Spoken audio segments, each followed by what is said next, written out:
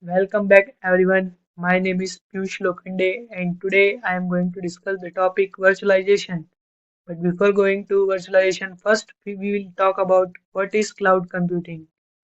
So, what is cloud computing? Cloud computing it is a technology that allow you to use computing services like storage, server, databases, networking and software over the internet instead of using your own physical computer or hardware. Now we will talk about what is virtualization. Virtualization it is a technique which allow you to share single physical instance of application or resource among multiple organizations or tenants. It does so by assigning logical name to the physical resources and providing a pointer to that physical resource on demand. Now, what is the concept behind the virtualization? So, creating a virtual machine over existing operating system and hardware, it is called as hardware virtualization. And virtual machine provide an environment that is logically separated from underlying hardware.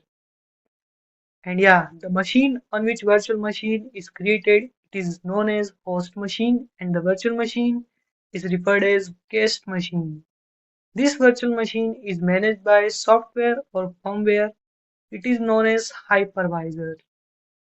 This diagram clears the picture.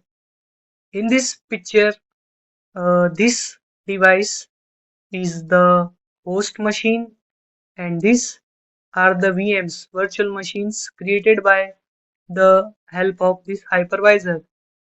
So, host is the real physical machine, this, and the guest is the virtual machines created by the hypervisor that runs its own operating system. Let's say this is running Linux, this one for Windows, and now we will move to the topic virtualization and its types. So now what are the types of virtualization? So virtualization are of many types. For example, hardware virtualization, network virtualization, storage virtualization, memory virtualization, software virtualization, data virtualization, and desktop virtualization. So now we will talk about the first type of virtualization, which is hardware virtualization. The basic idea is to combine many small physical servers into one large physical server so that the processor can use more effectively. In this operating system that is running on physical server get converted into well-defined OS that run on virtual machine. There are three types of hardware virtualization: full virtualization, emulation virtualization, and para-virtualization. What is full virtualization? The underlying hardware is completely simulated and the guest software does not require any modification to run. And now the emulation virtualization. In emulation, the virtual machine simulates the hardware and hence become an independent of it. In this, the guest operating system does not require modification. And the last one is para-virtualization. In para-virtualization, on the hardware is not simulated.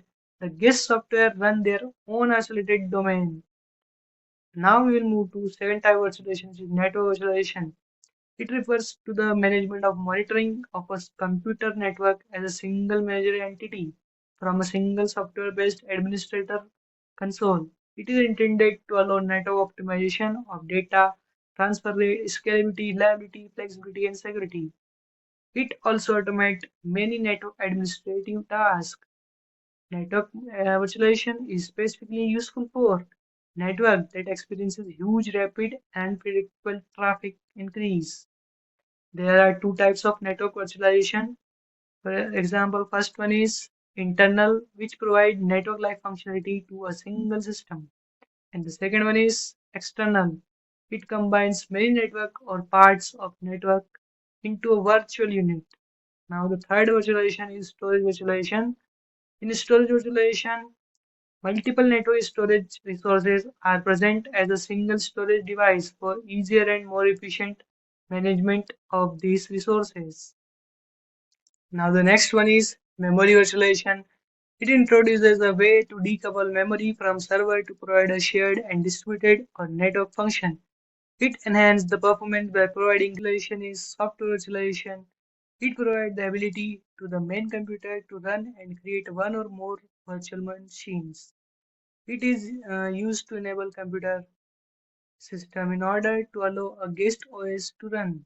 For instance, Linux to run as a guest that is natively running on Windows. Now the next virtualization is data virtualization. In this data virtualization, without any technical details, you can easily manipulate data and know how it is formatted or where it is physically located. It decreases the data errors and workload. And the next virtualization is the desktop virtualization.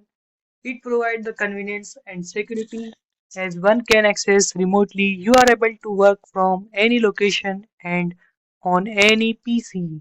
It provides a lot of flexibility. For example, to work from home or on the go. It also protects confidential data from being lost or stolen by keeping it safe as a central server. Now the next